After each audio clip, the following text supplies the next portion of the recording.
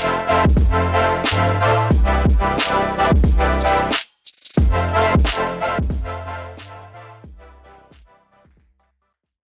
to 4 to 4 for another episode, season 2, episode 2. This week we got on Gage Worsley, Hawaii alum, famous now in the volleyball world for creating Out of System with his brother Joe Worsley and Micah Maa. They're a brand, merch provider, social media, content, podcast, pretty much anything in the volleyball world, they're doing it. So keep an eye out for them. Listen to Gage's story as he talks about how he grew up in New York, moved to California. He was ball boys for Stanford back when Kavika was there. Beta Bay said no to him and his brother and his dad as a coaching/son duo. The crazy girlfriend rule that existed in Hawaii back when he went there with his brother Joe. Some of the crazy nerves he gets before games. Crazy story about him out in Bulgaria in his first couple weeks. And the La Quinta Inn story about him and Out of Systems tour over this past summer, which is one to be listened to for sure. So tune in, check it out. Look in the description below for all the Out of System stuff. And don't forget to like, subscribe, share, anything you guys can do for us. All right. What's up, Gage? How's it going, man? Cruising, man. Cruising. Just out here in the lovely Eastern Europe. How about yourselves? Doing pretty good. Also out in Europe, in Germany, and then Pete Calloway back home in the States. Mm-hmm. Yep, just super busy. And Matt, where are you? Sorry to cut you off. Where are you though? Oh, I'm good. I'm in Illinois. I live in Illinois, and I work at a Lifetime Fitness, which is like a luxury gym basically. Yeah. And then I coach high school volleyball. Okay. Sorry, I didn't mean to cut you off there. No, you're good. Yeah, just busy doing that and then trying to do these in between. I feel that. How's Bulgaria been so far? Bulgaria is, and then Peter, you're at GCU, yeah? You're coaching. Yeah, so I'm in Phoenix. I just moved out here this week, actually. We moved in the apartment on Wednesday. So we have like stools and that's it. No furniture other than that. So fun. Yeah. But yeah, I mean, I was like kind of expecting the same thing when they were like, all right, here's your apartment. But because like I was telling them there's like a lot of like old apartment, like Soviet like apartments that have been here for a while. So it's like, so I've noticed this in all the old apartments, they'll have numbers on. Like there's a 70 something next to me. And then we go all around the city and it's like 30 something, like the number 30. So I'm like, And it's so weird because I was like, I didn't know anything. I knew about like the Soviet, because Bulgaria used to be in the Soviet Union. Right. And I didn't do anything. When I first got here, what I first started doing was like history, like learning about the history and learning about World War II. Because what I realized over there when I was in America, it's just, we're so far detached from everything. But in Europe, it's so close to everything that's happened, especially in the last 100 years or so. So it's like, I've been like learning, I've been watching so many videos about stuff like that. Like I didn't realize that Bulgaria was like really, really close to Asia and really kind of in the middle, kind of almost close to like the Middle East and stuff like that. I'm like, what the heck? Like I had no idea. And then, but yeah, so I've been learning a lot about the culture and like about why stuff is, but it's been different. It's been different here. That's for sure. It's really, really different here. Yeah. Enjoying it though so far? Yeah. There are definitely some hard times because like how I describe it, it's different from college volleyball because like someone's paying you to play well, you know what I'm saying? And like Rado, my brother, everyone always tells me, it's like, yeah. And I realize there's like so many other good players that can just take your spot. There's like countless, you know, like I'm at a stage in my career where you're replaceable, you know, you're expendable. So it's like, you need to be on top of your game all day long. So like, for example, and even if that wasn't the case in college, you had like 4 years to develop or anything like that. But in college, when I didn't play well, it would like mentally get me down and stuff like that. So like, but I always had a place of, how do I put this? I always had a place where I could, you know, come back. I lived in Hawaii. Like I just go back to the apartment, go to the beach, relax, stuff like that. And I can go to the beach here. I live right on the beach, but it's like, it's not the same. Like you just, when you're not playing well, it's everything kind of seeps in. Cause like I said, you go home, you play, like, you know, I don't class, I don't do anything, take my mind off anything. I come back to the apartment by myself and I love my apartment. I kind of call it like my embassy here, like my little, it's, and I'll get into this, why it's like kind of complicated being here by myself. And I prefer by myself, but it can be hard at times But it's like you come back and that's all you think about, right? So you're like, oh, the organization's not happy with me, my coach is not happy with me, and all this other stuff. And I've only been here for 3 weeks and I've kind of gone through a whirlwind. But then you mix on top of that, you just look outside my window here, and I'm like, I'm so far away from everything. I'm so far away from my loved ones, my family. Like I miss, like I love America and stuff like that. So I'm so far away from that. So it all gets seeped into that. So then it kind of gets, and then I remember a couple practices ago, I was like, dude, like, Gage, this is like not you, man. I was like, just smile. So I started smiling more, and I started getting more, and I started just playing, relaxing well, because I'm not a guy that has like perfect form or anything like that, but I have a like when it comes to passing and stuff, like what comes natural is not like to hold the platform and do all, you know, this like stuff that's not me whatsoever. So I'm like, just do, like, you've done it a billion times, just do it here. You know, because the coaches are like, oh, because like you need to have it out here, like here are the coaches. I'm like, yeah, you want to respect them, but at the same time, you want to do what's best for your team, and which eventually gonna be what's best for your coach.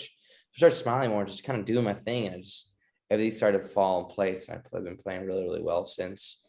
But then, like I said, like we have weekends off or something like that, I come in the weekend here, and it's like, okay, like I like it because because you get here, I get to be here for like 3 hours, and I go to practice, and they have meals for us, which is great. And then I come back, and then I'm here for like 2-3 hours, and I sleep, wake up, do it all again. You know what I'm saying? Like that, which is, I like that. But like, I'm also at a place where I'm still kind of sinking into it. So I feel like some downtime whenever I can take it's good. So the weekends here, Saturday and Sunday, I try to just like lay here all weekend and just chill. But then that's when you kind of look out your window again, and then you realize where you are again. You're like, there's this weird mixture of just like be like trying to be like chill. It's just different, man. It's different. But I really love it, and I'm very, very grateful for the opportunity. Sorry for the long story there. No, dude, we love that. We Love want to dive those in. here. I think we can all relate for sure to that. Because it is, you just have to find new ways to like relax and be by yourself that aren't like mentally tasking it, you know, because there's when you're home in your natural habitat and you're just hanging out and there's friends and family or whatever, like just places you know and like to go to, you can like always go do them. But out there, it's like you got to find those new places and find what works for you so that you can like keep the mental health in check for sure. Yeah. And I think, yeah, because I've been like, they took me like cliff diving here. It's like I said, it's absolutely beautiful in Bulgaria. Like I don't want to paint a picture where it's not beautiful. The cities sometimes it's like a nice strip, and then outside of it, sometimes it's not as nice, or there's nicer areas. It's just different. And then, but outside of the what's called the nature and everything here is absolutely stunning. And the Black Sea is really, really cool. They've taken me there. But I've been to Turkey. We almost got stranded in Turkey. In my second week here, we had to leave our Russian teammate actually in Turkey for a night because his visa didn't come through. Because I guess the American government, you know, you can go there, and we almost didn't get our visa, so we almost weren't back in the city. So get back to the Bulgarian border, and I was like, what? I was like, it was just crazy. I didn't speak the language, and it was just crazy. It was just nuts. But yeah, it's been a whirlwind. But like, yeah, I've been trying to find. I was like, I need to kind of go out a little more. But I think this weekend, I was like, I need to just chilling here and then start kind of making my way outside like a little hermit crab. Yeah, dude. And that's a weird thing. Like you just mentioned, that you were like trapped at Turkey border and you didn't know what was going on because you don't speak the language. Like that's like such a harsh reality when you get, dude, I never know like what's going on. Like half the time my coach, he speaks like a little bit of English, a little bit of German, and he's originally Argentinian. So like, he's not really strong in either, but he's a really good guy and a really good coach. But it's like, he'll just like start in English and slip into German. I'll have no idea what's going on. My teammates will say a bunch of German stuff. And then like, I randomly hear my name. I'm like, I don't know what's going on. I was like, I guess I'll figure it out. I'm going to get in the back of the line here and try to find my way through. Back of the line is the good spot to be. Finish the drill. You understand? Yeah, totally understood all that. Just don't make me go first. It's fine. Yeah. Dude, that's so true. Like our weight coach he's like trying to give me instructions, but he's like, no. And he's I'm in a very lucky spot. Like in Eastern Europe, they'd be way worse spots because my team is like a really a good reputation and stuff. And the guys speak a lot of English. Like even my head coach speaks English. My trainer coach speaks English. Like I'm very, very lucky in that fashion. But obviously my team is Bulgarian, so they speak Bulgarian. And so like, he's like, do this exercise. So I have to like look and kind of see what I'm like doing an exercise. But he's also like he's a perfectionist. So like the stuff he says in Bulgarian, like do this, suck this in, tuck this in. He says in Bulgarian. So like I get the gist of the workout, but I don't get. And he goes like, he goes no. And he does this like weird thing with his mouth. He's like, I don't like it. I don't like it. I was like, what do you want me to do then? And then he'll explain it to me. So I had to do it like twice again. He's like, all right, 8 more reps. And I'm just dying. And I'm like, 8 more? I just did like 8. I'm like, dang. The one thing I didn't realize also over here is like the workouts are so damn long. Like my workouts are like every other day. It's like over 2 hours. I'm like, what the heck? And they got me like biking like 15 minutes afterwards. And then we got an hour before practice of like active warm up dang near. And this is another workout. I'm like, it's like, why do we need a 2-hour workout? I feel like over 8 exercises is a little excessive, but what the heck do I know? I mean, I love this guy though. This guy is like energy, and I learned so much Bulgarian through him just because like he just yells so much. I post on my story all the time. He's just yelling in Bulgarian. I learned a lot through a lot of the language through him, to be honest, just yelling. All right, well, no, dude, that's sweet though. I'm glad you're enjoying it, and Bulgaria does sound sick. Have to maybe go and visit Bulgaria now. You're making it sound awesome. So, so what about like with volleyball? How'd you get started into volleyball? Like from a young age, it was my dad. My dad was always a coach. I always tell people we were raised in a gym. They're like literally, I was like, no, we were not homeless, but my dad was a coach and he coached at many universities, Hawaii, and University of Rochester Institute of Technology was a big one, coached there for a while. And so like, that's when we were young, we were there.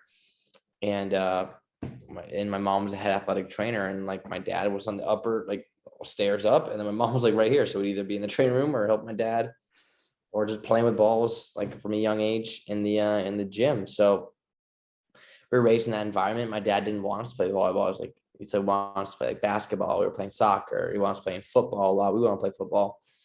But then he finally let us, I think I was 6. My brother was 7. One of his friends, Cal Wickens, owns Pace Bootlegger, Spencer Wickens' dad. And he so yeah, my son is, me and Spencer are the same age. So my son's playing on this 12s team. And they invited us, and we went to a tournament, check it out. And we're like, yeah, let's do it. And so we went, and the first practice, me and my brother, we did like a warm-up lap, and we were sprinting to try and get first. And we were like way ahead of the pack. We were like, everyone else is 12. Me and Joe I'm 6, Joe's 7. And then my brother always says this, like after games, like we'd lose, and these guys weren't as serious about volleyball. They're 12, and obviously they're not gonna be as serious. Even if the serious 12-year-olds are not that serious. But we're always serious, whatever we do. Like we're trying to win. We'd lose, and me and my brother would be like on hands or knees, just like why? Like why? We didn't even touch the floor at all. Like we'd be all like, let's go, like going crazy. And then two years passed, and then it got to a point where Joe and I were developing pretty well. We were always pretty athletic kids. And then after 2 years, like I said, I was like 9 and Joe was 10. No, Joe was 9, I was 8, and we made a very serious decision at the age of 8 and 9 that we were gonna go play only because we played a lot of sports. And like Joe, like we were on really good teams. We were in like a soccer funneling system, but a system like where a feeder, like Joe's like a feeder team. Yeah.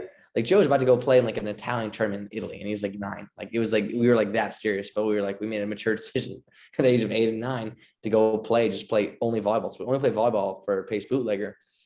And we started getting better and better and better. And we'd go to nationals, and the first nationals, I think we won 1 game, not even a match. We just getting destroyed. We had like 1 blocker, and he would, went on 3 out of the 6 rotations because he was our middle blocker, and he'd go back and forth and back. And these Puerto Rican dudes are just bouncing on us. We got 1 game though, and the second year we won 3 or 4 matches, and then the year after that, my dad was like, you know what, these guys are getting serious. They're kind of outgrowing the people in their community, and like if we want to have a better future for these guys in terms of volleyball, we feel that California is the best spot for that. My dad was raised in California, so we moved back. My mom made sure we were financially stable. My mom getting a job first she's a head athletic trainer at Diablo Valley College, and she's like the dean there, and she got the job. And so we all packed up, moved back to Northern California. My dad stayed back for his RIT his last season, so we were there for a little without him, and we were playing for Diablo Valley Club, and they could have had something special, and Beta Bay's right there as well. My dad comes, he's like, we had a good team, we had a good core, but like there was just a lot of flaws in the coaching and the director stuff. And my dad comes over, and everyone's like, Dad, you might tell him, because we spread the word about my dad and how good of a coach he was. They're like, because they were in dire need for good coaches, and they were like, hey, like all the parents were like, hey, Roger, you should coach. But then my dad's like, okay, like I'd be down. Like he also got a job as assistant at Stanford with Kavika and Eric, and that's how we know them. We would go and be the ball boys for them. We were on NC, we were in the ESPN like at a young age. We were good friends with like all the guys on the team, and like that's how like we started a lot of our roots there. Side note there, but Diablo Valley is like, nah, we don't let our parents coach son. We're like, this is a very unique. I wouldn't say this is a typical parent and like son, like he knows what he's doing and stuff. But they said no, we won't let him, and we could have bring a lot of good players with us to come eventually. And then we went to Beta Bay, and we're like, hey, Beta Bay, like, can you do this? And like, oh yeah, we don't let our parents coach their sons. And they could have had a very successful club team that had a lot of players come through, but in my mind, I guess they missed out. So we started Pacific Rim, and the rest is history. And then we had a very pretty successful club scene. That's long awesome, story. man. Long story long.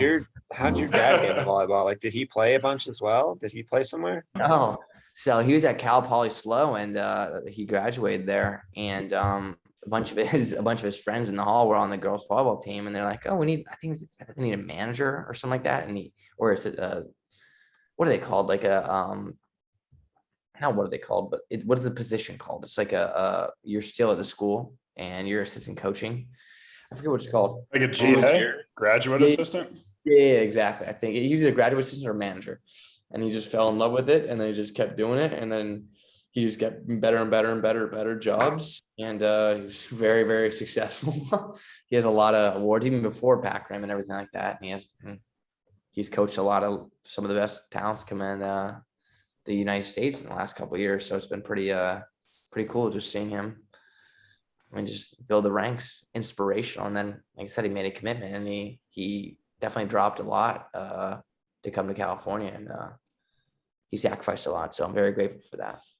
Yeah, man. I was gonna say, like, moving completely across the country for your kids to like have a better environment for volleyball. I was getting so excited too. I was like, are you guys hearing this? Like, he's originally an East Coast guy. Like, he's part of our side of the, like, boom, this is perfect reason as to why East Coast dominates West Coast bias. Like, get wrecked, Brando. He was like, get wrecked. He was like, he was like, we said fuck the East Coast because it was strong. He was like, I'm out. It's just that the East Coast. You could be really good, but we got to go because it'd be bad if you stay East Coast. No, it was just there was more opportunity in the West Coast. Just, I mean, it's like no, for sure. And the East Coast is tremendously since. It's like one other team. We'd face Eden Volleyball Club. Eden versus Pace we had to do girls tournaments and stuff, and we were like, it's just better. Like now it's phenomenal. If we were there, like we were growing up now, it'd be completely fun. No, for sure. I mean, even when, like, we've talked about it a lot, but whenever I was going into club, there was one club to play for, which is the team that Peter and Ron played for, MVP. And when I tried out, they wanted to put me on like a girls net, and I was like 13 or 12. I was like, I'm 13, like I'm in high school. And they were like, well, I was 12. They were like, because your age, you have to play on this. And that was the only club. And then a new one started. And now there's like 7 or 8 different clubs in Maryland alone, and everywhere else is growing. But no, for sure. I mean, even back when I was, and I'm only like a year or two older than you, but this when I was 12 or 13, even back then, there was like nothing on the East Coast, like nowhere in Virginia. Like I knew guys that would drive from North and South Carolina up to Virginia to play for Coastal. Like there were like 3 clubs that people cared about. Yeah, it's just, like I said, it's all about opportunity. And I think now it's a lot more spread out, like all along the East Coast, not just like New York or Maryland. What North, it's like Southeast is a crap ton of teams now even just the South is really kind of growing. I think that's really, really cool. I think we saw a lot of it this summer, and I think there's a lot of cool volleyball communities all around that we had no idea existed, and it's cool to kind of see it flourishing, and like for even like California's even growing a lot, like because obviously the hotspot is Southern California, right? That's a hotspot for like volleyball, junior volleyball, and like Northern California always had a decent amount of teams, but now like they had to move out of their other locations because it was too small, and like I'm like, that's sick, like it's going, and I think that's really, really huge for the sport. For sure. So how did that end up getting you at Hawaii? Let's go into your journey to Hawaii and time at Hawaii. Let's go through that, because you had pretty successful years at Hawaii, I'd say, at least winning a national championship. Yeah, that was a nice cherry on top for sure. My Hawaii there. No, so I always grew up. What you guys know, obviously you guys know Marv Dumpy, yeah. So I was the old Pepperdine coach. Remember, we were at Pace, and like I said, Cal Wickens, the director of Pace Bootlegger, has a lot of connections. And I remember, I think this was the year, I can't remember, this is Matt Anderson, Maxwell Holt when they won. But for some reason, they were doing a preseason game of the last year's national championship when I was about 8 and 9, and we were helping the ball boy at the game. For some reason, they were doing it somewhere in New York where we got to, the 12-year-olds got to like run the concessions and like do the ball boys and stuff like that. And remember I was going to the bathroom. I was like 9 years old, and I was like washing my hands. And Marv Dumphy walks in, and I kind of recognized him because I saw him on the sideline. I was like, "Oh, hey, you doing the ball?" I was like, "Yeah, doing the ball boys thing." It's like, "Yeah, well, maybe we'll get you in." He said something along the lines, "Maybe we'll get you in blue and orange one day at Pepperdine." And I just looked him straight in the face. I was like, "No, I'm gonna go to Hawaii," and I just laughed. And at that point, like I said, I used to live in Hawaii for like a year or two, and I knew for some reason I just wanted to go to Hawaii. But then as I grew up, I kind of it got more serious. Like, where are you gonna go to college? Got more serious. I'm just like throwing out, just like, I want to go to Hawaii. You know what I'm saying? So I had to think about it a little more. And when I was going in my junior year, I'm very fortunate enough where I had a pretty good opportunities at a few places. And so it was like I was able to take my time with my decision. And my brother was at Hawaii, and there's only 1 year since I was 6 years old until he was 18 years old where I didn't play with him. So I was like, obviously being with my brother, and I had other ex-players out there like Patrick Gassman, and there's Hawaii, so there's a lot of appeal. But the big thing that the two schools I eventually narrowed it down to were UCLA and Hawaii. And Hawaii was actually at 3 visits. I had BYU, which ended up being my best visit, but I knew I wasn't going to go there due to like, it was just like not the right fit for me. My second best visit was UCLA, and my worst visit by far was Hawaii. That was my worst visit ever. And it went BYU, UCLA, Hawaii, and that I visited them in that order. But it was all really, really cool. And then I was like, I just can't remember thinking, I was like, how do I turn down UCLA? And I think how I turn on UCLA, like national team coach, all this other stuff there. And I remember when Charlie finally talked to me, I think it was end of my junior year, right? We're done with nationals. And that's when, at this time, that's when they grabbed the players to come talk to them. It was after because it was like, the deadline was different. So you had to finish nationals when you were 17, and then they could talk to you. He came and talked to me and my mom, and with my dad there, I forget. But remember, he talked to me and my mom, and then I remember Charlie is an interesting recruiter. I'll just say that. He has an interesting way to speak. He kind of came off like, oh, like, there's a lot of liberos at Hawaii, like where you should kind of be honored to be that I'm talking to you kind of. I remember after like 15 minutes of him talking, he's like, okay, all right. Well, I was like, thank you, Charlie, blah, blah. I remember I just sat there with my mom when we were walking away. I turned to my mom, I was like, does he want me? Like, I don't, like, what was it like this? I don't know what that meeting was. Like, is he interested? I was like, I don't know what just happened. And then what I didn't know is my mom was like texted and called Charlie, because obviously my brother went there. And so she had a good relationship with him. She's like, that meeting did not go well. You did not, like, Gage was very confused. What happened? And then I remember the next morning I go and walk in because I'm helping my dad coach. No, I was playing. I was just watching. I help my dad.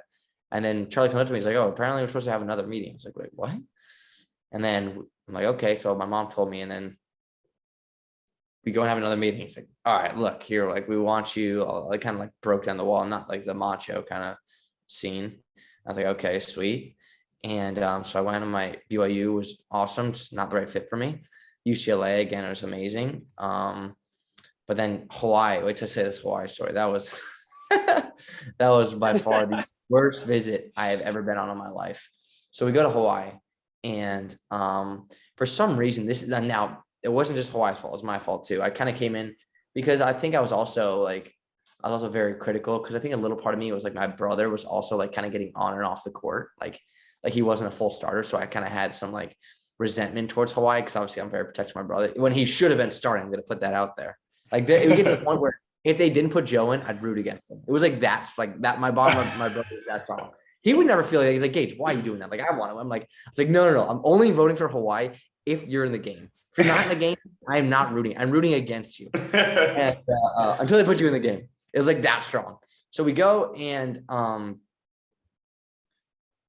just remember we go, and I had this list of questions. I was like, because I knew a lot of the Hawaii players. I knew a lot of the alums and stuff, because I had been visiting there during my high school years and stuff like that. And Charlie always thought, oh, he had me in the bag, when he did not have me in the bag. And everyone thought that, oh, he's going to Hawaii. I was like, I was so close to committing to UCLA. I was so close. And so I remember I wrote these questions down, like, oh, but they were like, one of them, I didn't really think of them. I was kind of like arrogant coming in. I don't know why. But I didn't come out like this, like arrogant, but like, now that I think about it, I was like, that was a very arrogant thing to do. You know, I was like, oh, like one of the questions, for example, I don't remember the other questions. It's like, I was like, hey, I talked to like a lot of the liberos and stuff I hear. I was like, well, like serve receive wise, do you guys like work on a lot of serve receive? Because I've been hearing some people say they don't, some people say you do, or something like that, which is still a very arrogant thing to come in with. Like, you know what I'm saying? Like, oh, do you guys do this? Do you guys, you know, like that? It wasn't. That was like your training level up to par. Exactly. That's exactly how it came out. So then, and then we had a private meeting with Charlie. And the one thing about Charlie is he likes to talk. He talks a lot. Like Charlie's my boy, but he can talk a lot, and he can, like, let's say I ask you a question. I'll talk 5 minutes. I'll be like, all right, where's the answer? And then I'll give you the answer. Or sometimes the answer won't even be there, and I'll continue talking. Like I'm like, all right, like you gotta give me the answer here. So we had a private meeting in the coaching. And what I didn't know, Colt and Cal was in the room next door, because the coaches' rooms are all right next to each other. And Colt's in the room next to me. It was me, Josh, Milan, the coaches there. And I remember I started reading these questions, and they get really offended. Milan starts yelling at me. I'm like, and it kind of gets to not like a screaming match, but it got intense in the room. And it's like, like you coming to spit on us. And then one thing I didn't know why they got offended with, Charlie got offended with once for some reason, was like, I was like, is anyone else? So yeah. Oh yeah. I tried to mention that. So when my brother left, each year, I had 2 more years. My junior year, I played like 3 years of 18s. My brother's year, the year after that, and our team was fine. We were like 3rd and 4th in the nation. And then the year after that, we were like barely anything. And I was just scared of that happening again. It just scarred me. It was just so frustrating to play with. I was like, I don't want that ever to happen to me again. And one of the biggest intrigues that UCLA had was that they had the number 1 recruiting class, and they had a bunch of people coming. And I hadn't heard anyone that was going to Hawaii. So then I go, and I'm like, I was like, one of my questions, like, so who else is like coming in my grade? Not like who else is coming in my grade, but I asked it very politely. And Charlie got really offended by that. And he wouldn't answer that. Again, he talked for like 10 minutes without even saying anything.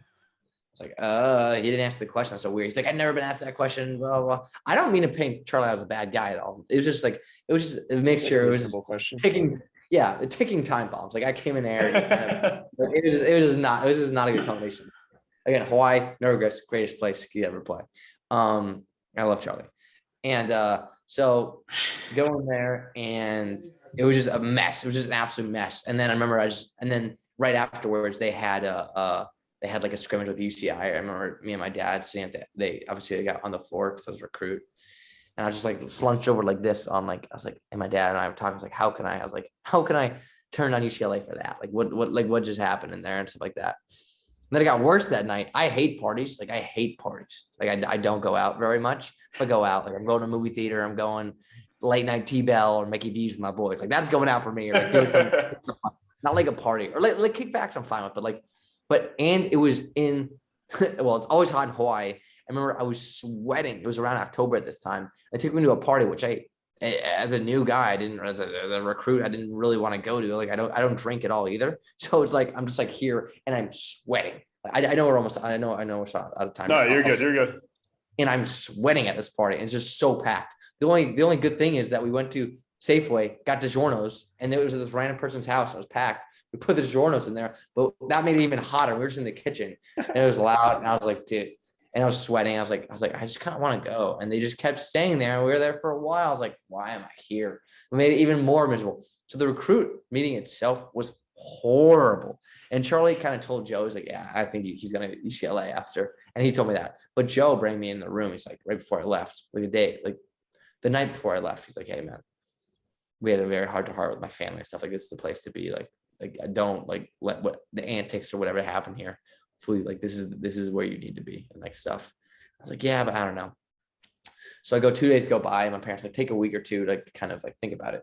And then so I think about it, I kind of write the pros and cons. And we're gonna have a meeting at my mom's place to kind of like write the pros and cons for everything. Like 2 nights later, when I got back home, my dad and I show up. In the back of my mind, I'd been debating it for a while.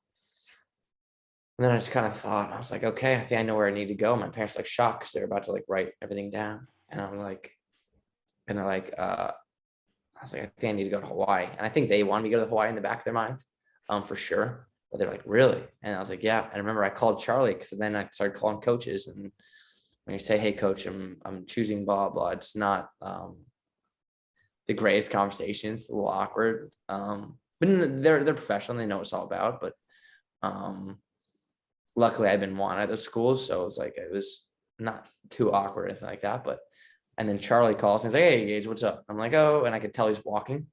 And then I'm like, oh, I think I'd like to commit to Hawaii. And I just was like, what was? And then I just hear him like walking faster. He's like walking faster. He's like, I need to go get paperwork and get all this. Like, and he's like, I'll call you back. And he's like, and you can hear all this mess kind of going on. And then I committed to Hawaii, and then eventually UCLA was like, because I told UCLA, I was like, I won't come to UCLA. I won't go to Hawaii because of my brother, because they asked me if I'd do that. And then Brad Keller comes at a tournament, juniors tournament. I was like, hey guys, because I want to thank him in person for recruiting me. I just want to thank you guys. And Brad's like, why'd you end up going to Hawaii? I was like, well, my brother. He's like, oh, you son of a bitch. It was just kind of like, but no, they were really professional about it. And like I said, I'm very lucky to have been in that situation, and I have no regrets about Hawaii whatsoever. All right. Hawaii, UCLA. Do you ever think back, like, what if I had done UCLA? Like, yeah, you won a national championship, of course. Like, a lot of you guys were top program in the country the whole time, pretty much. You were at Hawaii, but did it ever like hit in the back of the head, like maybe after like a sophomore or like junior year, you were like, oh man, or anything like that? Especially with like Micah over there, because I know you're obviously close with Micah. Like, did that ever come up? Are you saying like before or after I had success, or just anytime? Anytime while you were at Hawaii or after commitment. No. It was right from the get-go. I was very, very comfortable there, and I was happy with the program. Obviously, my freshman year I didn't start, so that could have been a little hard. But I was never like, man, I should have gone to UCLA. I mean, if it had been bad for like 2 years, maybe. Yeah. No, I had absolutely no regrets or feeling. I mean, it was tough at Hawaii, especially my sophomore year, though. I mean, because I remember it was my time, like not my time, but it was they expected me to play well, because now, okay, Tui was leaving. Seniors, very, very important class of seniors. What people didn't see was the behind the closed doors of stuff when it came to myself. Before my kind of, I like to think that my sophomore years in college was like my breakout year. So like before then, it was like, it was brutal. It was tough, man. It was like, for example, like I wasn't playing great. Like I said, like the same thing that happened like here, what I was explaining to you guys before the podcast here, like not playing great, like and way down on you, like for example, but I couldn't. I live with my brother at home, and if you guys know anything about my brother, he is brutal. I mean, he is brutal. So I wasn't on a break with my brother at all, because also I'd also gotten in a relationship with my girlfriend, and the team was very, very led by Joe, anti-girlfriend, and I was in a long distance relationship, which is the most ironic thing I've ever heard. Like it almost got to a point where guys were trying to like get guys to like break up with it. There was like pressure, like where you couldn't live with your girlfriend. Like it was like insane. I've never seen anything like it. It was crazy, dude. And it was all led by my brother. And here I am, like, so I would go, let's say if I'm FaceTiming my girlfriend, I would have to go to these random spots on the road. I'd pull my moped or whatever, or I'd go in the lobby of our apartment building, and it would never be in the apartment. It was like that crazy. I'd come home on like late nights because I'd have my place where I go FaceTime or anything. And then I'd come home. Like it was that crazy. And if I didn't, that stuff got carried over to like playing well. Like my brother, like my brother also got to a point where it was like, he wasn't helping my play because he was just you're Gage, you're messing up or whatever. I remember at the beginning of the year, we would go there and like, there'd be guys on the team that were kind of like assholes about like, which is like a tough love kind of moment. Like in thinking back, it helped. I mean, in the moment, you're like, just like, geez, I can't do anything right. I'm not playing well. I remember at the beginning of the year, I remember they tried to convince Colton right in front of me. Milan comes up, we were finishing open gym, and he goes up to Colton, and Milan, obviously, because the coach can't be there at the open gyms there. So after open gym, he just happened to walk in, and he's talking to Colton right in front of me. He's like, he's trying to convince him to be libero, and this is right before Colton's breakout year. And then so Colton, and then he's like, no, I want to hit. He's like, and then Colton's like, so we have Gage. And then Milan looked at me, and he's like, psh, and he just laughed. He's like, Gage, like laughing like I would ever touch the court. Like it was like that gnarly. Like if you go to Hawaii, it's cutthroat, bro. And like, well, not anymore as much. And like the team, like if you're not playing well, they'll be like, what the hell are you do? Like off the court, or like, it's not like, off the court, they're gonna be all like, they'll give you crap, and it's brutal. It can be brutal, especially then for me. Like I said, my brother wasn't the most supportive either. It was just kind of a tough love kind of moment. And so you play well, you're done. I just remember like going home for Christmas. I was like, I don't even want to talk to my brother. Like I didn't even say anything to him because I was so mad at him. I remember I just kind of calmed down one time, and I had to listen to like, I forget what it was. It was like some like Buddha music or whatever, anything like that. And I like to consider myself like a mentally tough person and everything like that. But like that definitely tested me, man. And then I don't know, I just came back from Christmas break, and I got in the game, and I'm just like, I realized that I'm not the greatest practice player. I've always never really been the greatest practice player. I'm just a gamer, and I just started playing really well. The guys were like surprised. I remember Stein came up to me. He's like, Gage, I had no idea that you're going to be, Milan said that too. That I had no idea that you're going to be that good. Like I thought, like, I didn't think you were going to be that good and stuff. And so the rest is history. And it was brutal when I first got there, man. But I never thought, I should go somewhere else. But there were times where I just needed to kind of take it home for myself, and just kind of like, there was a lot of ups and downs before my breakout season. And I think that those are lessons that stick with me to this day, because if you don't go through triumph, in my opinion, like what's it for? You don't learn any lessons. Like, and that's what I'm learning right now. It's like I'm kind of going through the same but very different situation here, where it's like very, very different. You're like, adapt or die, man. Like if you want to be the best, if you want to, it comes at a price. And I think you got to pay it. Yeah, for sure. So why is Joe so anti-girlfriend? 2, will he ever get a girlfriend? When's his date of expiration on the no girlfriend rule? Joe's relaxed about the no girlfriend rule, and that helps me because also I'm in a relationship. So sometimes he doesn't understand. Like he'll say be like, oh, do this. He's being way more relaxed on, because I'm not gonna announce anything about him and another girl or anything. I'll just say that he's relaxed. He's relaxed. Okay. That's all I'll go to depth about that. Potential influence. It wasn't. Joe was actually known for. I remember we would just give Joe crap because he could never seal the deal. He'd always be talking to so many girls, and girls be interested in him. And then bam, nothing happened. I'm like, Joe, what are you doing? Like beautiful women would come to him. Like, Joe, like what are you doing here, man? Like you got so many like. I was like, oh, seal the deal, Joe. Here we go. Seal the deal. But I don't know, he just views it, and my parents the same way. My parents are still the same way about like, it's like when you talk to them, it's a lot about like they feel like the distractions. And my brother's starting to realize now that like there are people and girls and guys and whatever, there are distractions in your life, but there's also stuff that helps and good distractions in times. Yeah. And obviously, and then Joe's, I remember when he started to cool down, like over the years, started to cool down about it. He's like, in his theory, what he finally explained was like, if I'm going to put my heart into something, whether it's volleyball or this, I want to give it my all. And it's like, if you can't give your all to both, and it's at the same time. And I think he started to realize that you can do that. Like you look at a lot of the pros, they're training hard. Look at Tom Brady. He has like 4 kids and a wife for so long. It's like, he's the best to ever do it. You know what I'm saying? It's like, and that was his idol. But then again, you got to accomplish a lot and get to that point. But at the same time, I think that he kind of realized that. And I think that when it came to girls and other stuff, I think I was more, believe it or not, he's way more mature than I am. But when it came to girls and stuff, I was more mature in that facet of stuff. And he realized that, okay, like it's a good thing that you kind of have that distraction, especially when you go overseas and you need something to kind of keep your mind off some stuff that's kind of going on sometimes. Yeah, definitely. No, that's a good balance. I think that's kind of a good rule to have to a degree. Like my parents were kind of similar. Like my dad he wasn't like crazy strict about it, but I was always like, if he said something, I wasn't gonna like go against it. He was a fucking fly or something. Sorry.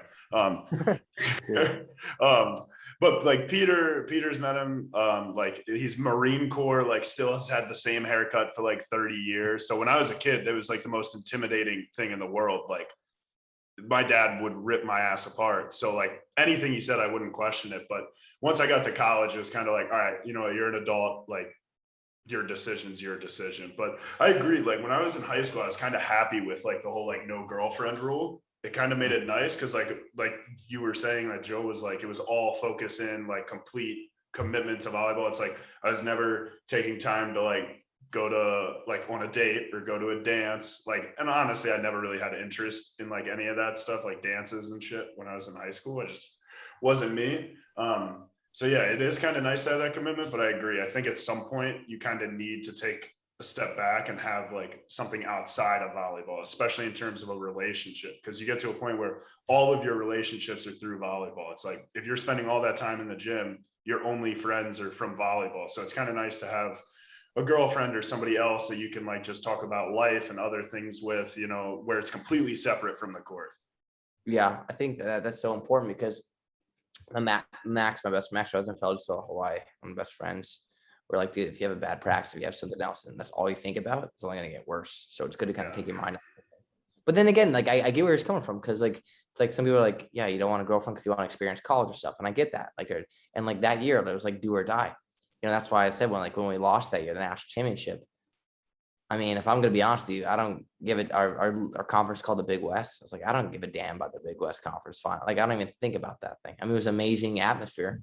But the title itself, like, it's either, here's my thing when it came to the national championship. Some people were like, oh, like we were one of, how many years have been going on? We were one of like 40 blah, blah teams ever playing the national championship. It's like, dude, so if you're having a very successful year, if you have those aspirations to win, it's do or die. Like, so let's say if you lose, let's say if you get the closest you can without winning us, it's like, in my mind, my sophomore year, we failed. The entire year was a failure because we didn't win. And obviously some people like that were close to me got frustrated with me saying that. And like, you don't know how good you have it. I was like, yeah, if I was like an 8 seed coming into the tournament and I made it a miraculous run and we didn't win, I wouldn't be as devastated. But we were supposed to like win and we were supposed to do all this other stuff.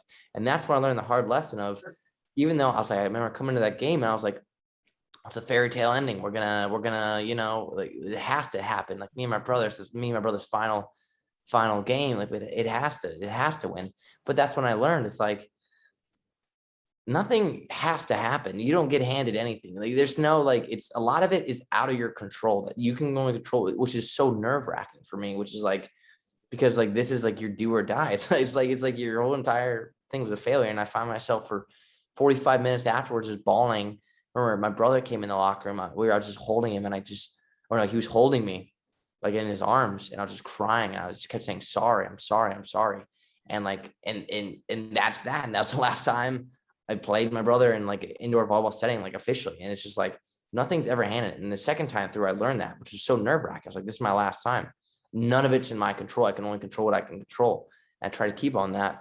And when I was in club volleyball, I used to get so nervous before games. And I like to the point where I couldn't eat all day, like literally all day. Because I remember if I'd go to nationals, starting from when I was like 11, if I went to nationals again, if I didn't win nationals, entire year was a failure. Like my dad was the coach, my brother was the setter, I was the libero. Like we're very, very, very lucky to have a very good team. Like I'll win all the Northern California tournaments. We would occasionally lose one, and we wouldn't talk for like 3-4 days in the house. It was like gnarly. And so like, if we didn't win nationals, it was even worse. It was like terrible. So I had all that riding, and I was like a 14-year-old kid, which hardens you. I'm very good under very stressful situations. People always wonder why it is. And that's why I've always been in a lot of stressful situations from a very young age and just been like pounded on me. You know what I'm saying? So it's like all the situations. And that's why like, I only get nervous when it comes to like the national championship and stuff, because I've learned to kind of calm down to the other games, but the national championships, like this is it. This is your last match. If you don't do it, then you're going to lose the national championship twice. And that's going to be absolutely terrible. So in the games at 9 p.m. and you win the semis, you have that obviously that night, and you have a day, and then you have the next day, which is damn near 2 days because the game's at 9 p.m. So you're waiting there and you're just thinking, I couldn't calm down. I was sweating.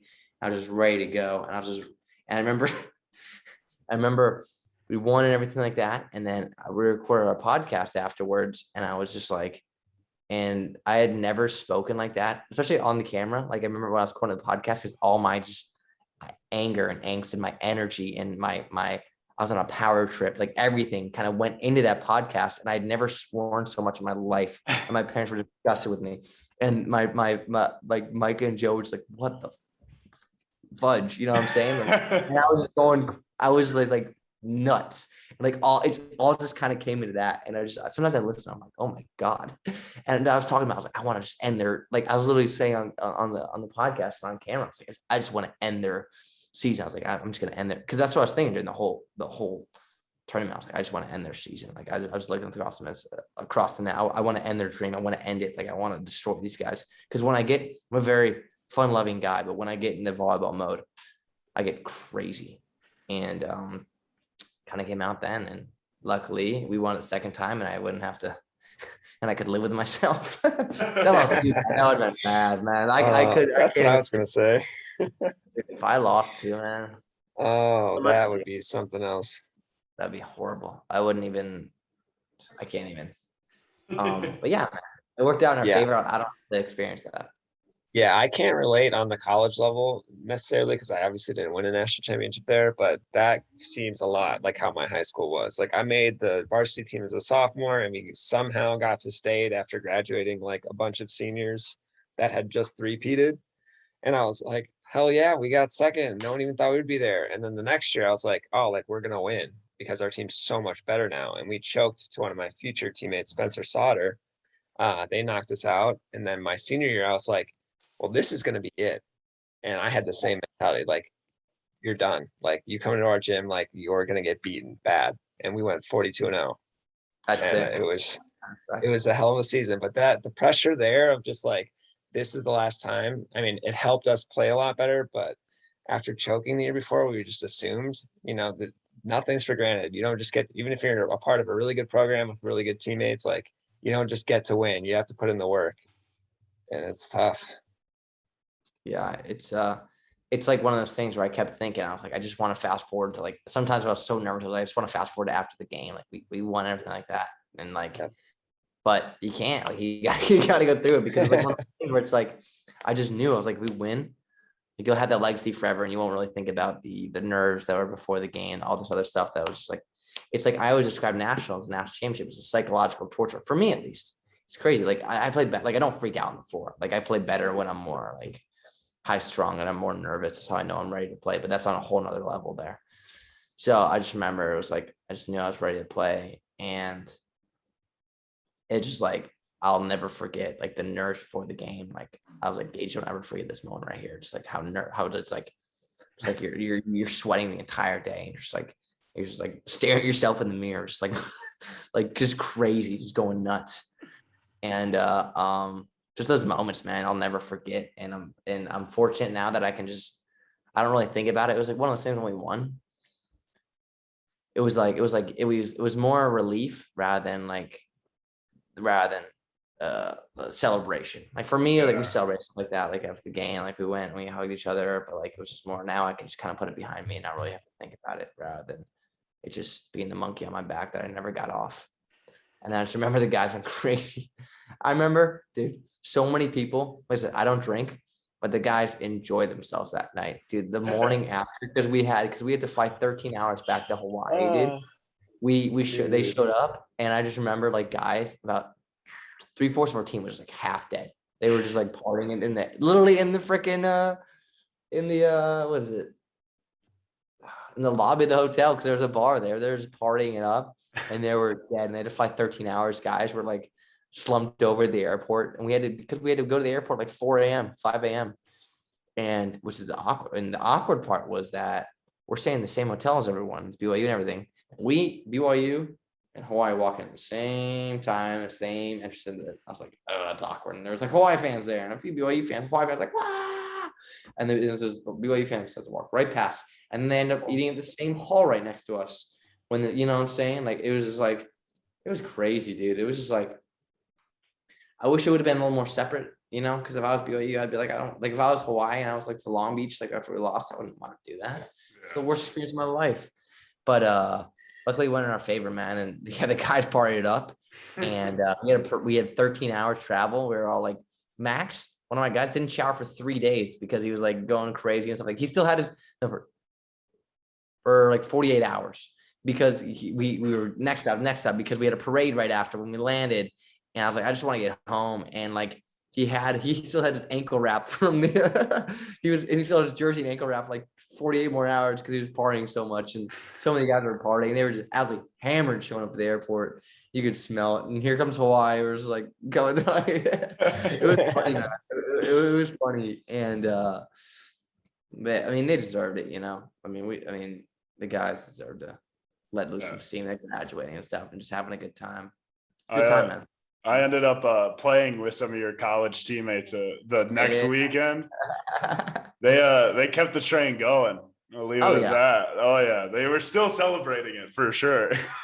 Did they bring their national championship shirt and hat with them? Like, I remember Patrick had a hat in the plane. I'm like, what are you doing, man? Like, why are you wearing that? I can't remember if I ever saw Pat in it, but James wore it like the whole time. He had the hat on the whole time. I mean, I guess you're proud of everything. Like, don't get me wrong, but no, they were sweet. Yeah.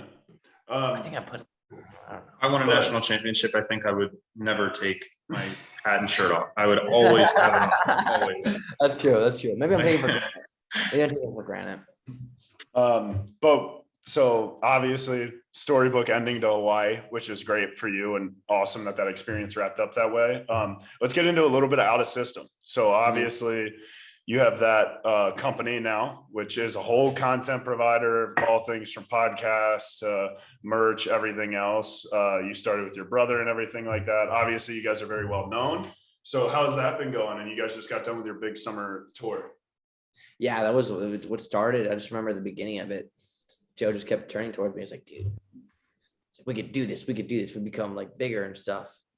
I was like, just got to keep grinding at it. We can become a good podcast. And we just got to keep grinding. And I was like, yeah, I know. And then like, it wasn't like, oh yeah, I know. But like, or like, yeah, sure, Joe. But like, and then it's slowly and steadily, it kind of started happening more. Not that we're huge by any means anymore, but like, we're trying to get as big as possible. And it's like, we're just like, the grind was there again and again and again. And we just kept grinding. And it was just kind of this one of those things where it just kind of got more serious and more business. And we had to order more people. And Joe, I was like, Joe, man, you got to take more of a CEO role. Because not that he wasn't doing anything, he was doing something. But I was like, Joe, I was like, I'm gonna be honest, I'm more like the editing, like more content guy. I can create the product.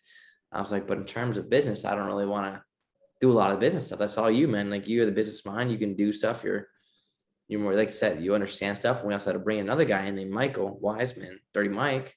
He does a lot of the finance stuff now. So it's like, it got like really serious really quick. So we kind of had to learn a lot of lessons, and then bring a social media girl in by the name of Faina Zhang. And then of course and then Micah came on to the podcast. And then he's like, man, this is actually kind of cool. We should really do more and more. Like, he got more and more involved and stuff.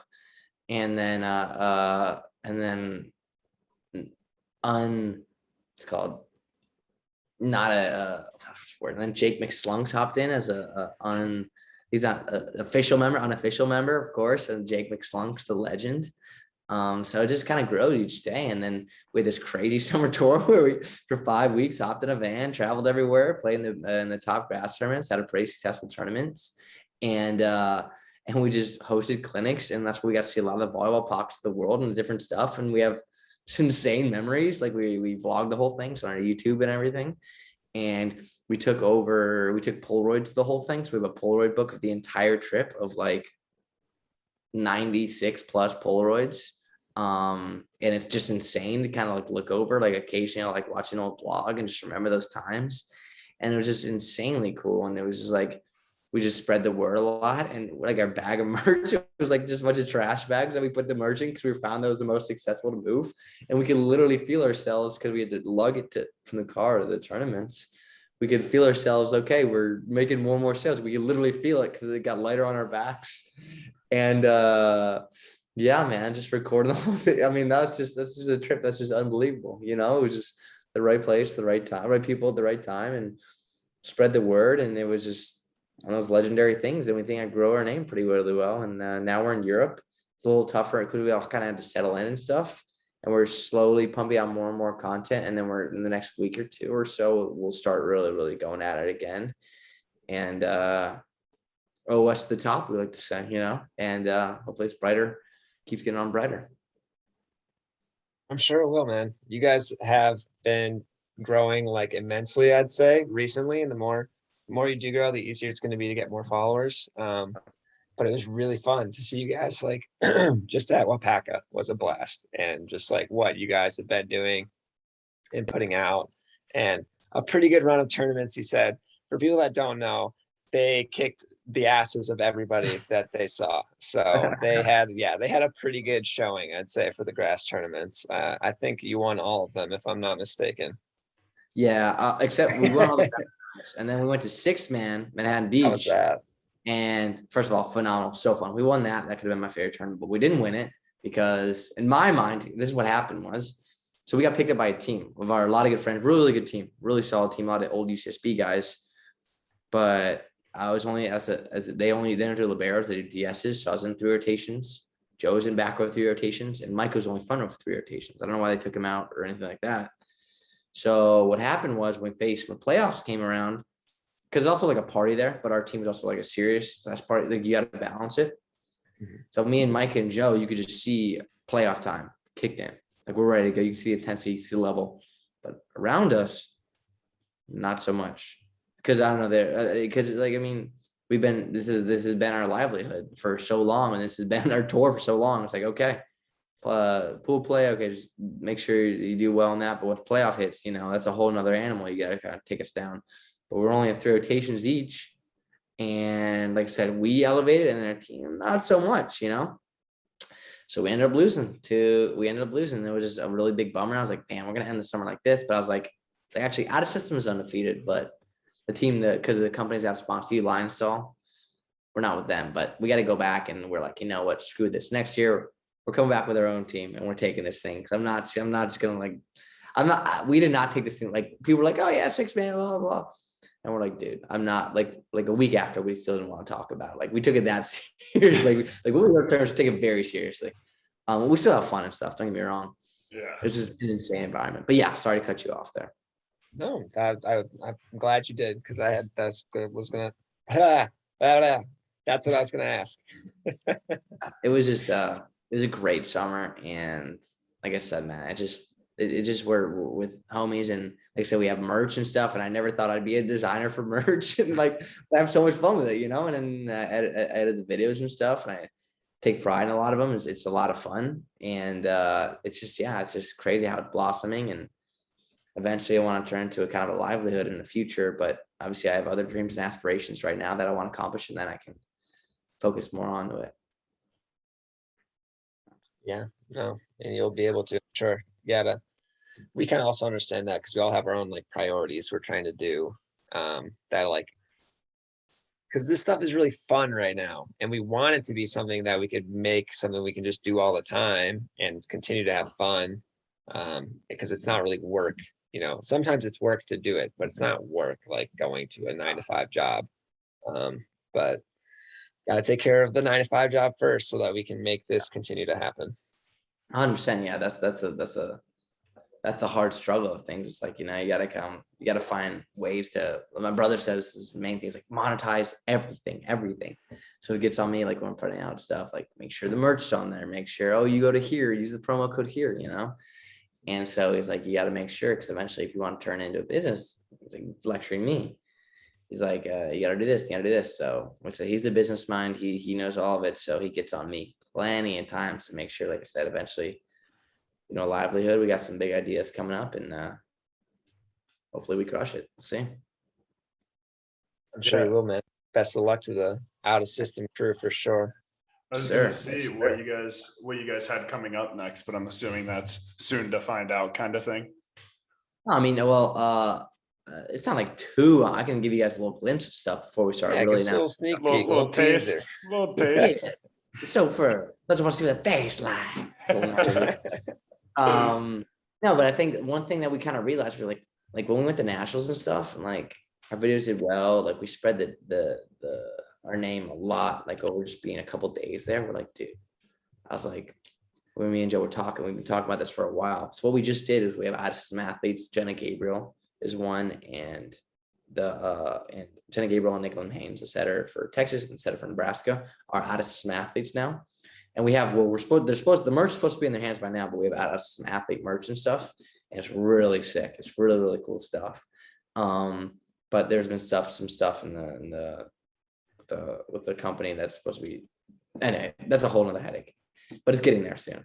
But we're like, one thing we need to tap into is the youth game. Like no one's like, if you know overtime and you know all these other like what they do for basketball, I watch them all, Baller Visions. They like go to all these top games and all these top tournaments, and they make damn near like superstars out of these kids. And we're like, it's like, I think Joe and I were like, we need to tap into that. And so what would happen? That's where Jake McSlunks comes into play, and Faina, our social media, and she's another camera girl, comes into play. Send them to tournaments, or Eli Gabriel and Gustavo. You saw the hydration station of them at the Wapaka tournament, and it's 6-man. And we're like, send them to tournaments as personalities, make some highlights maybe for the top kids, put them up on YouTube, kind of make them more, kind of superstar them in a way. We need to tap more into this, and it's just an open market we see. And then also one thing we want to do is obviously show people what it's like overseas. I think that's key. I think so people kind of realize what it's kind of like over here. So there's a lot of stuff that we kind of want to be going into, and then just kind of coming out with content that we usually do, just fun, goofy stuff. And then we're also going to have a fall drop. We're going to have some stuff for Christmas that I won't announce just yet. It may or may not involve Slunks out of system pair. Maybe a Christmas sweater in there too. But before that, there's going to be a fall drop. It's going to be really, really cool. And we're really excited for it. And actually tonight, we're actually finalizing everything for it. So I'm really excited for it. And can't wait to see what it kind of finalizes to. Yeah, that's sweet, man. No, all that stuff sounds sick. Yeah, you guys definitely got it all together, and hopefully the growth keeps going and everything keeps going well with it. One other question I got for you before we let you run off. We did this with Micah when he was on, but it was more like college based, like about experience at college.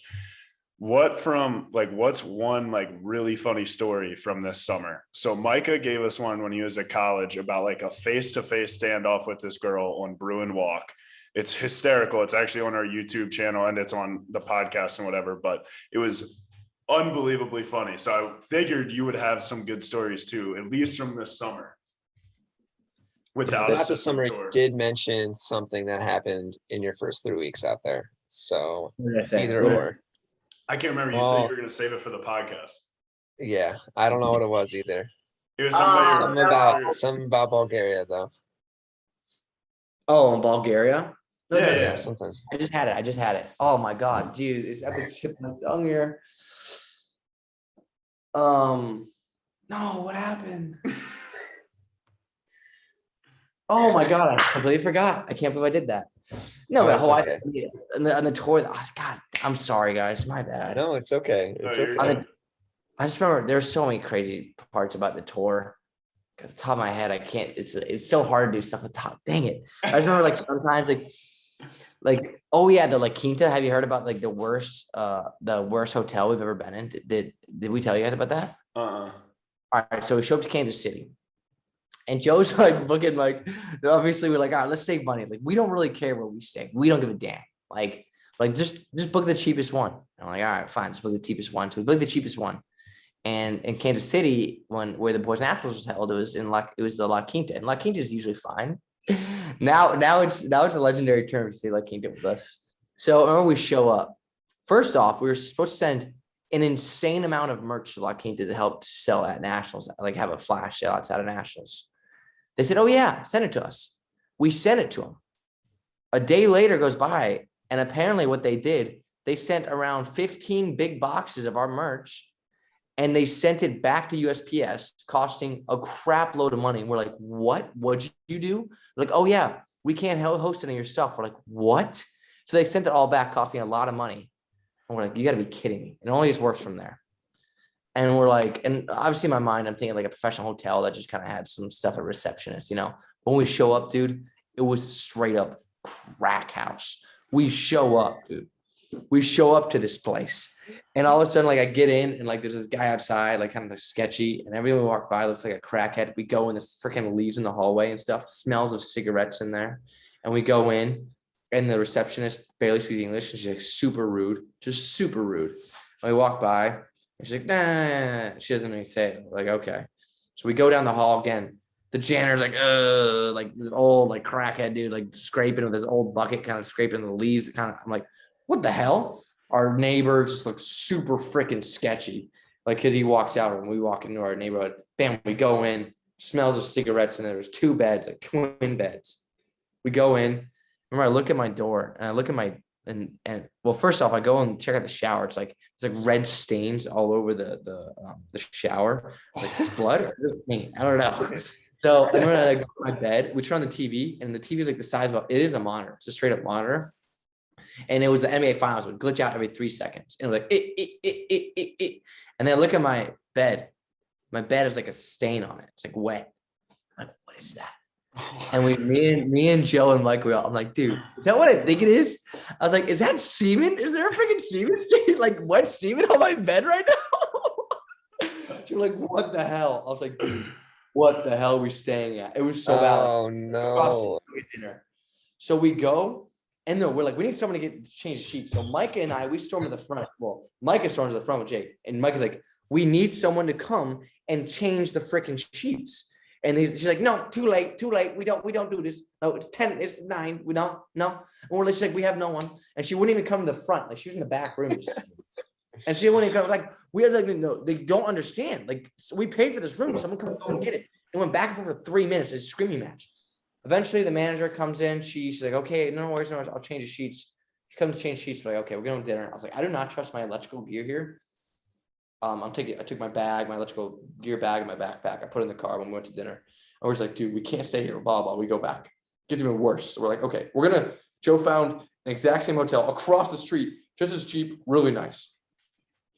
So, okay, let's go check out this hotel and go there. So we come in and we're like, hey, yeah, first off, we go to our room first, get our stuff. And then we're like, yeah, we're going to check out. Oh, no, we go this right in there. Joe's like, yeah, we're not happy with anything. We're going to check out here. And she's like, oh no, too late. And like, can we have a refund? And she tries to screw us over a refund. She's like, oh no, we go. She's like, just sign here, just sign. And Joe's like, she's like, just sign these papers. And we're like, what is this saying? Like, do we get a refund or not? She's like, oh no, it's 10. It's 9 o'clock. Too late. She kept saying that. And it's like, just sign here. She wouldn't answer any of our questions. And we're like, what are we signing? You're not even telling us what we're getting either. So she's like, and then it gets really, really heated. And eventually the manager has to come in. It's like, why are you guys leaving? Like, she's like, why are you leaving? Like, usually a hotel would be like, hey, like, I'm sorry about your stay. What can we do to help? She's like, why are you leaving? Like, blah, like, do we get, and she's trying to screw it. And then the receptionist is trying to screw us out of the money to go and like, to get a refund and stuff like that. And then it was just a mess. And finally she's like, oh, it's 9 o'clock. And we're like, dude, it's 8:50. It's not even 9 o'clock yet. Like, what are you talking about? It goes back and forth. It was a freaking, Mike was so mad we didn't vlog it. It was just a freaking, eventually we got left. They were if you like, vlog that shit, they'd be out of business. Yeah. Oh yeah, for sure. We're like, all right, have a nice night. They were just like super like butthurt and stuff. Like, what the hell are we going through right now? Like, what is happening right now? Oh. And then we eventually went across the street and we're like, we never looked back. We took a Polaroid of La Quinta with us like that. Good memory. I mean, another one's just going to the back roads of Indiana because we were late to our Columbus clinic. And because apparently everywhere in the Midwest, it's just closed. Like the freeways are closed. And we had to go, like we were zigzagging because we were late to there was one lane here. We were just going through cornfields in the back. I remember at one point we all had to hop out. This is a mental picture. We were all like peeing on the side of the road, hop back in after like 20 seconds going. I mean, there's way more crazier stories than this, but off the top of my head, that's the one that kind of comes to mind. But there were so many crazy stories I'm trying to think of. Oh, I remember before Pottstown, I got like 2-3 hours of sleep. I couldn't sleep. While Paca, I got like 4 hours of sleep. And it was just freaking crazy. I mean, like, because like we were either like, it was a mess. There's all kinds of reasons. It was crazy. But it was so worth it. It was so legendary. Quinta, any other come to mind? Did that Bulgarian story, did that hit? Oh, yeah. Thank you. Just reminded me of it. All right. So they're like, all right. So this happened yesterday. Also, So, one sec, I know, Pete, right? I know if you got to jump off, Pete, you can just jump out whenever. But all I right, definitely want to hear this though. I gotta hear this. So so this weekend, right? On Friday, they say in the group chat, we use Viber, which is the messaging system. And luckily in Viber, they have a translate button. So it translates, let's say they write in all Bulgarian alphabet, they have a translate English. I'm like, thank God they have that. That's sick. So we go and it says, hey, it says something about like, hey, for recovery and stuff, blah, blah, it's better than, and then someone said, hey, it's better that you can take them as pills, like whatever we're doing, you can take it as pills, like we're getting something, but this is way better, something like that. So like, who wants to, and they're like, who wants to be in the first group, who wants to be in the second? I'm like, I'll be in the first group. And our owner owns the hotel, owns a hospital, owner of the club. So like he has access to it. So we're going to the hospital for recovery. So I still don't know what I'm there for or what's happening. I'm like, okay, recovery suite, let's go do it. So they're like, all right. So they're like, all right. I walked to the hotel. I keep calling hotel. I walked to the hospital and I'm like, all right, what is this? I'm like, what's going on here? And Dennis, luckily my teammate comes. He's like, oh yeah, we're on the fourth floor. So we go to the fourth floor and we're in a hospital room at this point. So I walk down, I'm like, I sit down, I lay down. There's like 3 beds in there, like beds. I'm like, all right. So I lay down and Bulgarian hospitals all smell like cigarettes. Just like so ironic that doctors just like smoke a crap ton here. I just think it's so funny. So we go in there and I sit down and she comes in, this lady, she doesn't speak any English. Luckily, some of my teammates speak decent English. They come in with 3 like IV things and needles.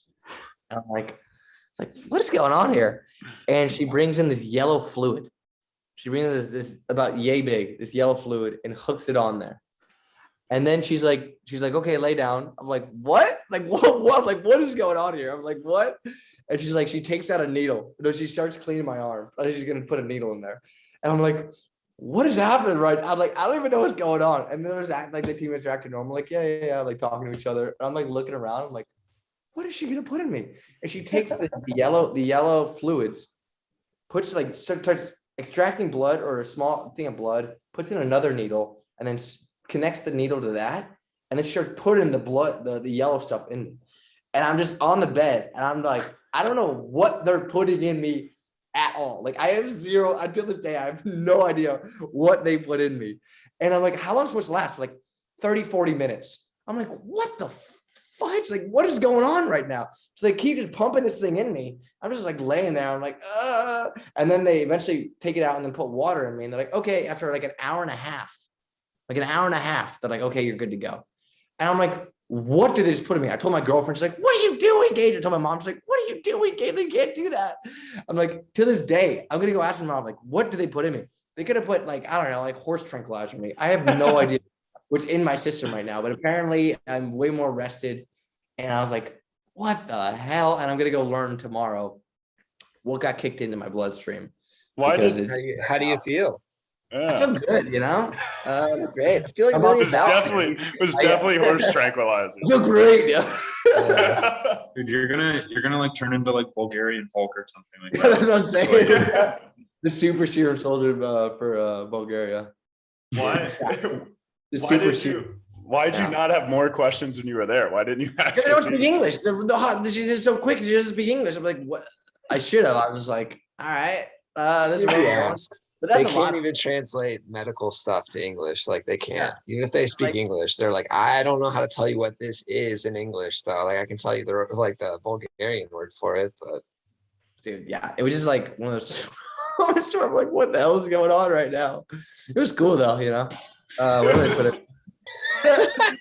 Cool story, you know. I'm a very go with the flow kind of guy. Like I'm gonna have some insane stories this year. I told people like my setter. I forget I was telling you guys this. My setter, like he used to be one of the best setters in the whole world. And he was on the Bulgarian national team before he got kicked off. And he's a twin. He's like 33 with the other twin on my team. And they're hilarious. Like he like got kicked out of a game last year because he slapped the other player. And then he had like the most like red cards in the whole league. But the league's actually getting really good in Bulgaria because a lot of the Olympians, a lot of Bulgarians, a lot of foreigners are starting to come back. So it's getting like really, really good or pretty solid. So the next couple of years, I think it's going to be a lot more well respected. And like coming here, I had no idea what to expect. Like how good is the league going to be here? You know what I'm saying? But I'm like, some of these guys on my team, I was like, holy crap, because they're in some gnarly shots. Like, so I did not expect it to be like this high level. You know what I'm saying? Mm-hmm. And that's just the arrogant part of me. Like, I'm not an arrogant guy, but like an American. Like, and also I came here and I was like, I was an arrogant American. I was like, oh, everyone wants to come to America. So I was like, hey, do you guys are like, yeah, I mean, if I make it to America, I'll check it out. You know, like me thinking, oh, everyone wants to go there. You know? Yeah. But then when you learn here, they're very skeptical of it, which makes sense. I don't know. So yeah, that's what I've learned. It's kind of crazy. Yeah, I don't know. It sounds like Romania to me is what it sounds like. Yeah, it's gonna get And crazy. I got some stories from that place, that's for sure. Oh my gosh. I'm sure I've talked about some stuff on the podcast, but oh man, some of those days, the first week was super crazy. Do you have an American on your team or anyone that's like primary? I'm the American in the league. I Yeah, there's Canadian. feel that. I feel that. That's tough, man. Yeah, make sure you find somebody. You said you have a really nice team and some good guys. Try to find some guys that you can really click with. Yeah, I have. So far, it's been good. It's just that, like I said, this weekend here, I just want to kind of like settle and just kind of chill. Mhm. But I'm still a lot close to a lot of guys on my team already. So, because there's also a lot of young guys too, which I click well with and they speak the same lingo. And the old guys, I'm close with them too. They're funny. They're rowdy. It's a good time. Oh, that's sweet. Yeah. No, having an American would be nice. I haven't had one yet either, but it's not that bad. You'll be fine, especially with them speaking English. Yeah. You're good. Yeah, dude. Wow. Oh man, I actually so speaking of hospitals, weird that like this is coming up now. So in my second week here, third week, something like that, I got an infection in my thumb.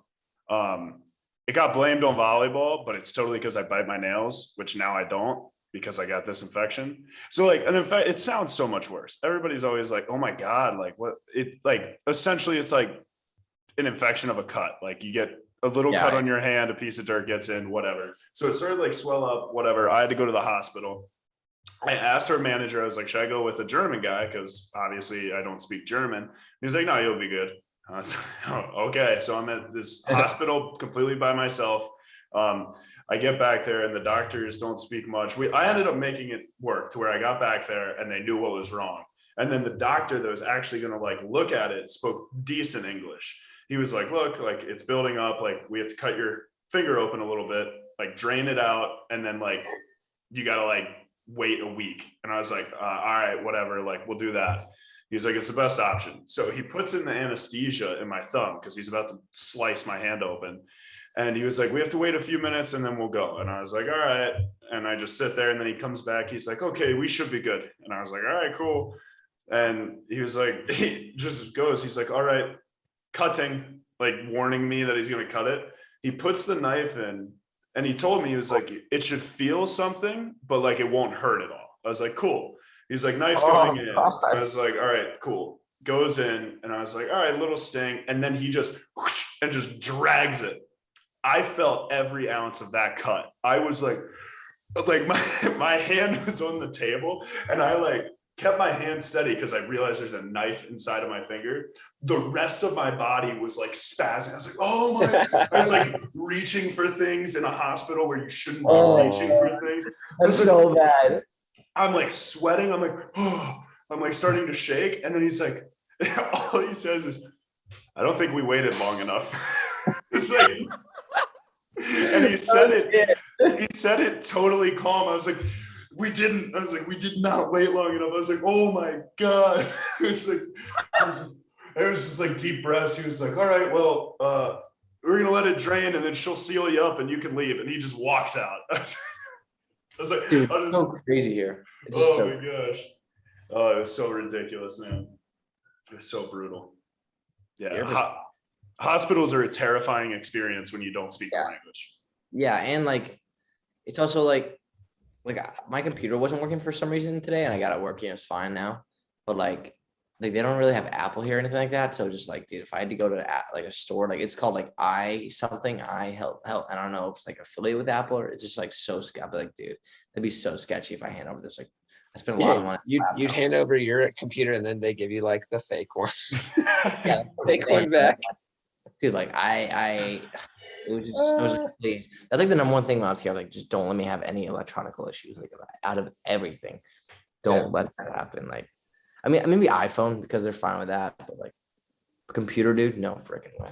Yeah. It stresses me out sometimes. I don't stress out very much, but like that, it's like My computer is getting older and like battery dies super quick, like has a bunch of glitches. So I took it to Apple and I got it cleaned up before I left. But dude, that's my same panic. I'm like, if computer or like my Xbox or something crashes, I'm screwed. yeah, no helping over here. Yeah. But anyway, I feel like we've probably taken up enough of your time now. Want to thank you again for coming on, and shout out to you and everything that you're doing. National championship, everything without a system, Bulgaria now. Best of luck in your first season for sure. Also, for anybody who's listening, you guys can scroll down right now on Apple, Spotify, YouTube, wherever. Out of System, all their stuff, their merch, everything will be linked down below. So go check out their stuff. It's pretty sweet. And then any closing thoughts or anything you got, Gage? Yeah, first of all, I know we were trying to hop on last week, but I'm glad we got on this week. I'm sorry about my kind of crazy schedule here, but I loved it. I love it. I love you boys. Good seeing you guys all while packing. And thanks for helping us prepare for Pottstown and everything like that. That was really, really helpful. And you guys are just absolutely the best. And of course, this summer we'll be seeing each other every summer, definitely at tournaments and just linking up and just squatting out together. But yeah, it was awesome. And I love the while packing video. It was awesome. I watched from start to finish. So mad respect. Thanks, man. Appreciate it. Thank you guys. All right.